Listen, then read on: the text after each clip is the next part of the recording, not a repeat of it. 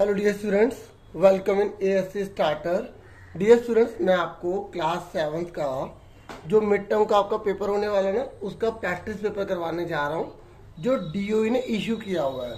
ठीक है, तो आप मेरे साथ करेंगे और जिसमें आपको प्रॉब्लम आएगी वो आप समझेंगे। ठीक है, तो आपको पेपर कैसे करना है बिल्कुल वैसे ही शीट मैं लेकर आया हूँ, लेकिन ये प्लेन है, आपको लाइन वाली शीट मिलेगी, बस इतना फर्क रहेगा। तो पहला क्वेश्चन है, क्वेश्चन नंबर 1 का पहला पार्ट। देखिए आपका बिल्कुल पेपर का डिजाइन सेम रहेगा और मैं आपको बता दूं कि 3 पार्ट में आपका पेपर रहेगा। ए, बी और सी 3 सेक्शन में रहेगा। ठीक है, सेक्शन ए में 3 क्वेश्चन तो रहेंगे, मल्टीपल चॉइस वाले क्वेश्चन होंगे उसमें और केस स्टडी वाले होंगे। ठीक है, और फिर सेक्शन बी आएगा उसमें 6 ऑब्जेक्टिव टाइप होंगे। सेक्शन सी में 9 क्वेश्चन होंगे जो, ठीक है, 9 क्वेश्चन होंगे जिसमें 5 क्वेश्चन 2 वाले होंगे और 2 क्वेश्चन जो होंगे वो 4 मार्क्स वाले होंगे। मतलब लास्ट वाला जो सेक्शन है ना वो बड़ा है आपका, मतलब आपको लॉन्ग क्वेश्चन आंसर करने होंगे। अब जो पहला क्वेश्चन है ना उसमें 8 मल्टीपल चॉइस क्वेश्चन है, हर किसी का 1 मार्क्स है। ठीक है, तो पहले क्वेश्चन में बोला गया है 3 × 0 किसके इक्वल होगा। तो आपके सामने 4 ऑप्शन है, 0, 1, 3 या -3। तो आपको क्या करना है, जैसे आप या तो ऐसे लिखेंगे पेपर में, ठीक है, तो उसके बाद लिखने के बाद आपका जब 0 की किसी मल्टीप्लाई करे क्या आता है, 0 आता है, तो आप इस पर टिक कर देंगे। या तो ऐसे करेंगे या आप जो है, ठीक है, अब जिसने 3 बोला होगा ना वो तो बच्चा मतलब अभी पढ़ाई में वीक है, उसे मेहनत करनी पड़ेगी बहुत ज्यादा। ठीक है ना भाई, वो 0 की किसी मल्टीप्लाई को 0 आता है। या तो आप आंसर नंबर क्वेश्चन नंबर 1 का ऐसे डाल के सिर्फ 0 लिख देंगे और आंसर ए ऑप्शन है। ठीक है, आप ऐसे कर लो या ऐसे कर लो, आपकी मर्जी है बच्चों। ठीक है, अब उसके बाद सेकंड पे आ जाइए।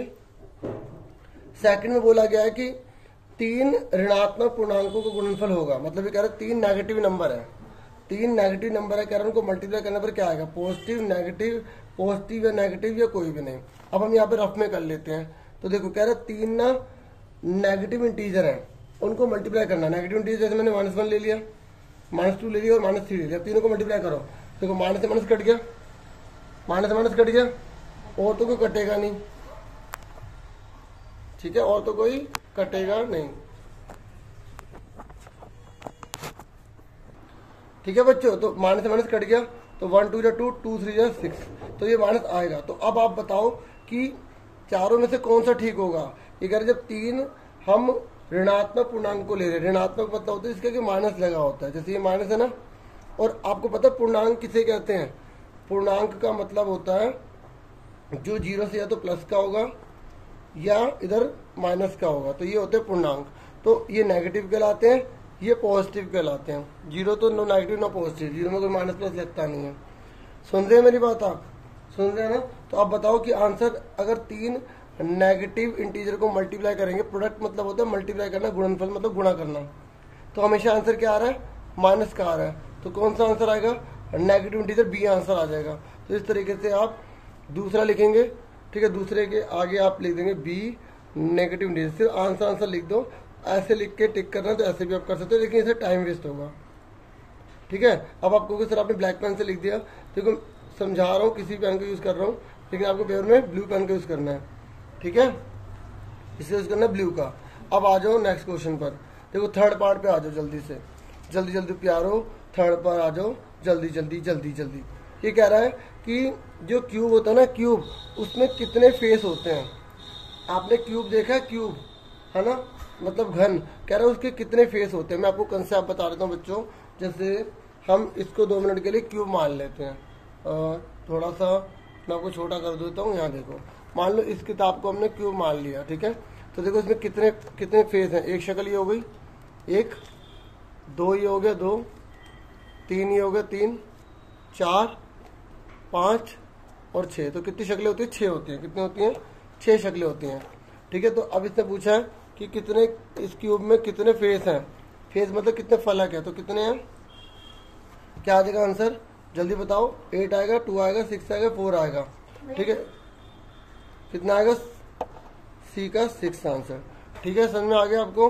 ये कह रहा है अगर ऊपर वाला नहीं आता तो नीचे वाला बता दो, अगर ऊपर वाला नहीं आता तो नीचे वाला बता दो। कह रहा है ग्राफ में कितने किनारे होते हैं। तो और मतलब मैं तो दोनों करूंगा क्योंकि मैं समझा रहा हूँ, पेपर में आपको एक ही करना है। तो तीसरे का और ना। अब बताओ किनारे का मतलब पता है बच्चों क्या होता है? जैसे ये दोबारा से बताता हूँ, ये देखो ये किनारे होते हैं बच्चों, ये एज एक हो गया एक, ये दूसरा हो गया दो, इधर देखो 3 4 5, नीचे का 6 7 और ये 8। ठीक है, तो कितने होते हैं? 8 होते हैं। कितने होते हैं? 8। अब कोने बचे, एक चीज और बच गई वर्टेक्स, तो कितने होते हैं? 1 2 3 4 5 6 7 8। ठीक है, तो कोने कितने हो गए? 8। अब किनारे सुन लो, मैंने आपको 8 बताया ना, 8 नहीं होते 12 होते हैं। देखो 1 2 3 और 4, ये भी तो 4 होंगे ना, तो 8 होते कितने? 12। तो अब सुनो, अगर आपसे पूछेगा एच कितने होते, कितने बताओगे? एच कितने बताओगे किनारे? जल्दी बताओ। 12। तो 12 किसमें लिखा है? डी ऑप्शन में। किसमें लिखा है?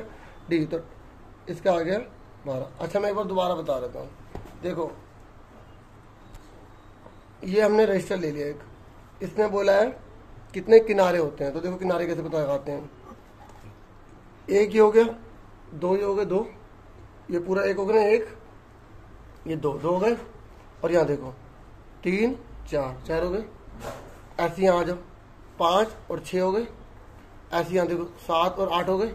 अब ये भी तो बचे, एक ही हो गए। ऐसे 9 10, ये ऐसे 11 और ये हो गया 12।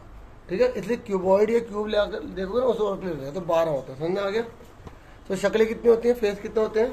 6। किनारे कितने होते हैं? 12। और कोने कितने होते हैं? 8। कोने कितने होते हैं? 8। क्योंकि एग्जाम में कुछ भी पूछ सकता है, कोने भी तो पूछ सकता है, वर्टेक्स भी तो पूछ सकता है, कोने को वर्टेक्स। अब आ जाओ चौथे क्वेश्चन पर। ठीक है, चौथे क्वेश्चन में बोला है मेरे स्टूडेंट्स प्यारे प्यारे, ये कह रहा है एक कोण जो अपने पूरक कोण के बराबर होता है। बच्चों पूरक का मतलब होता है कॉम्प्लीमेंट। पूरक का मतलब क्या होता है? कॉम्प्लीमेंट। तो इंग्लिश में कॉम्प्लीमेंट किसके बराबर होता है? पता है कॉम्प्लीमेंट का मतलब क्या होता है? जिसमें दो एंगल हो और उनका टोटल 90 हो। कितना हो? टोटल 90 हो। अब बताओ कौन सा एंगल है जो अपने बराबर ही होता है? तो 45 और 45 को जोड़ेंगे तो 90 तो आएगा। भाई कॉम्प्लीमेंट पूछा ना, कह रहा है कौन सा एंगल है जो अपने कॉम्प्लीमेंट के बराबर होता है। कॉम्प्लीमेंट का मतलब होता है हिंदी में पूरक, और पूरक का मतलब होता है कि दोनों को जोड़ने पर 90 आना चाहिए और दोनों इक्वल होने चाहिए। आप ऐसे भी कर सकते हो, दोनों जने इक्वल एक्स एक्स मान लिया, बराबर में कितना? 90। तो एक्स एक्स कितना होगा? 2x। 90 का आधा करो कितना आएगा? मल्टीपल और डिवाइड कितना आ गया? 45। तो बच्चे जब भी आपसे पूरक पूछेगा, क्या पूछेगा? पूरक जो अपने इक्वल हो तो वो कितने का होगा? 45 डिग्री का। कितने का होगा? 45। देखो अगर ऐसे सप्लीमेंट आ जाएगा, तो सप्लीमेंट अगर आएगा तो अगर इक्वल की बात करें तो 90 हो जाएंगे। कॉम्प्लीमेंट आएगा तो 45, पूरक आएगा तो 45, और अगर सप्लीमेंट आएगा तो 90। ठीक है, तो उसके बाद यहाँ पे 5वां क्वेश्चन बोला गया है। 5वें क्वेश्चन में बोला गया आपसे कि 0.2 मल्टीप्लाई 0.16, इसको मल्टीप्लाई करने पर क्या आएगा? ठीक है, तो आपको मल्टीप्लाई करके बताना है।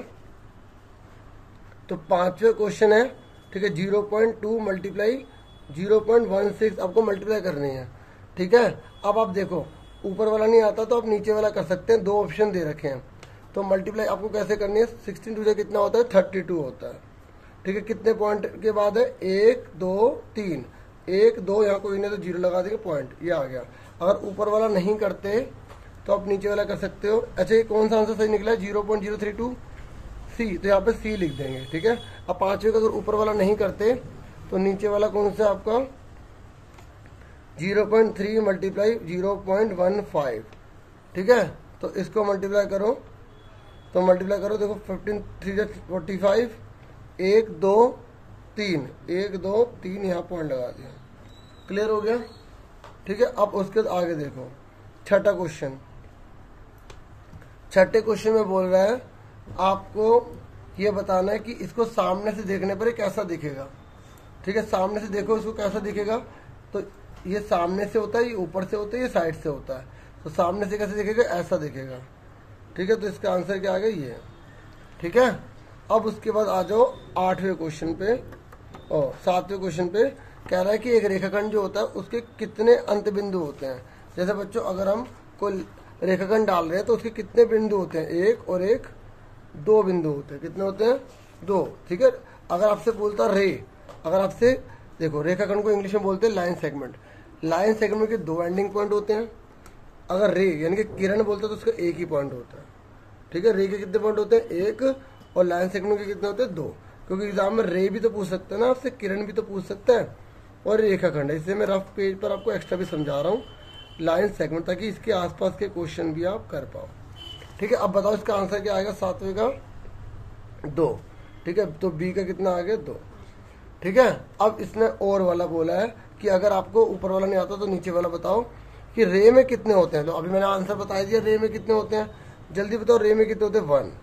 तो इसका आंसर बी का क्या आ गया? 1, ठीक है। समझ में आ गया आपको? उसके बाद नेक्स्ट क्वेश्चन देखो, नेक्स्ट है आपका 8वां।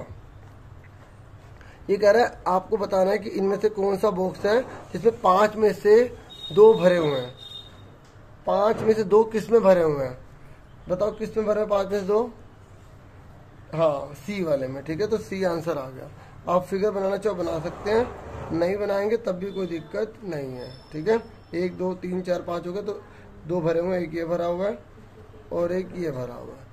क्लियर हो गया, ठीक है।